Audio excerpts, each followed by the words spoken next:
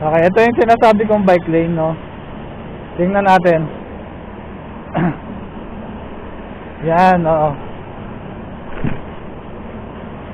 Yan, okay pa, di ba? Okay pa siya. Pero pagdating dito, yan, dito, wala na, oh. Halos nasa gitna na siya. Halos sakupin na niya yung motorcycle lane.